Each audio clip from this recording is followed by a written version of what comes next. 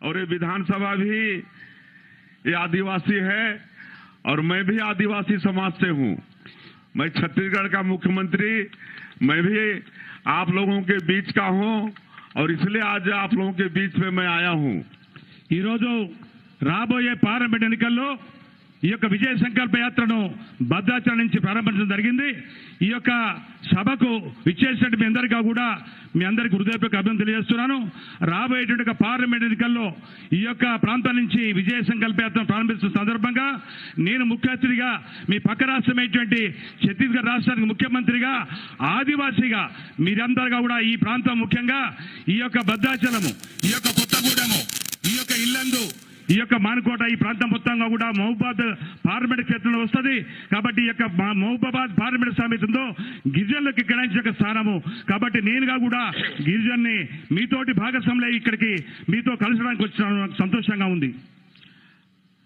और मैं ये आप लोगों से आग्रह करने आया हूं अपने आदिवासी बंधुओं से कि भारतीय जनता पार्टी आज दुनिया की सबसे बड़ी राजनीतिक पार्टी है और आज हमारी पार्टी में नरेंद्र मोदी जी जैसा करिश्माई नेता हैं जो दुनिया के सबसे लोकप्रिय नेता हैं, जिनके कारण आज पूरी दुनिया में भारत का डंका बज रहा है। और हमारे प्रधानमंत्री गांव, गरीब, किसान, मजदूर, सबका साथ, सबका विकास, सबका विश्वास और सबका प्रयास, इसको ध्येय वाक्य बनाकर 140 करोड़ भारतवासियों की सेवा कर रहे हैं।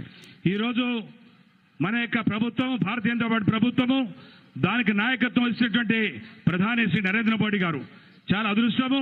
ఈ రోజు నరేంద్ర మోడీ గారు అంటే అభివృద్ధికి నిర్వచనము। ఈ దేశము విశాలమైన దేశము।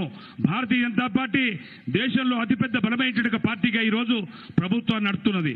ఈ యొక్క రాబోయే ఎన్నికల్లో భారతీయ జనతా పార్టీని బలపరిచి నరేంద్ర మోడీ గారి యొక్క చేపట్టే అభివృద్ధి కార్యక్రమాలు ముఖ్యంగా గిరిజన ప్రాంతాలకు అభివృద్ధికి చేస్తున్న కృషిని కూడా దృష్టిలో ఉంచుకొని ఈ యొక్క విశ్వాసంతో పనిచేసే ప్రభుత్వంగా నరేంద్ర మోడీ గారు విరుసులుతున్నారు।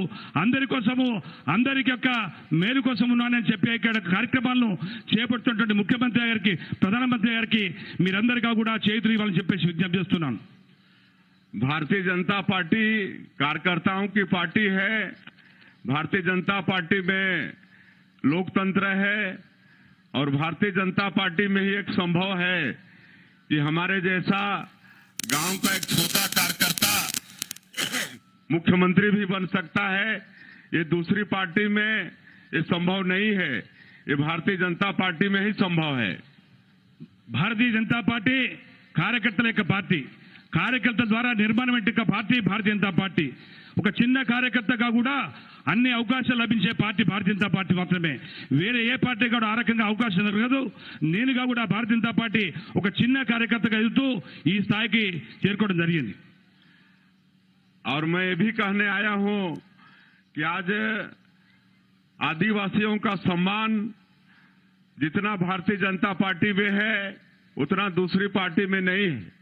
आज भारतीय जनता पार्टी इस देश का जो सर्वोच्च पद है, राष्ट्रपति का पद है, उसमें आदिवासी समाज की एक महिला श्रीमती द्रौपदी मुर्मू को बैठाया है। ये भारतीय जनता पार्टी में ही संभव है। ये काम नरेंद्र मोदी जी जैसा यशस्वी प्रधानमंत्री ही कर सकते हैं। నేను చాలా అదృష్టవంతుడిని। ఆదివాసీ బిడ్డను, గిరిజన బిడ్డను, గిరిజన ప్రాంతాల నుంచి నేను ప్రాతినిధ్యం వహిస్తున్నాను, ముఖ్యమంత్రిగా ఉన్నాను। ముఖ్యంగా భారతీయ జనతా పార్టీలో అన్నిగా కూడా సాధ్యమవుతుంది। అది కేవలం భారతీయ జనతా పార్టీలో కార్యకర్త నుంచి ఎదుగుదలకు ముఖ్యంగా గిరిజనులకు చేయూతనిస్తున్న పార్టీగా, ఒక బలమైనటువంటి పార్టీగా, గిరిజనులకు పూర్తి స్థాయిలో సహకారం ఇస్తున్న పార్టీగా ఒక కార్యకర్తకు మరి పై స్థాయికి తీసుకుపోయే కార్యక్రమాన్ని చేపట్టడం జరుగుతుంది। దాంట్లో భాగంగానే ఈరోజు రాష్ట్రపతి గారు ఆదివాసీ గిరిజన స్త్రీ అనేటువంటి మరి ముర్ము గారు ఎత్తులో ద్రౌపది ముర్ము గారు ఈరోజు దేశానికి రాష్ట్రపతి అయింది। అది కేవలం భారతీయ జనతా పార్టీకి మాత్రమే సాధ్యం। आज हमारे देश को आजाद हुए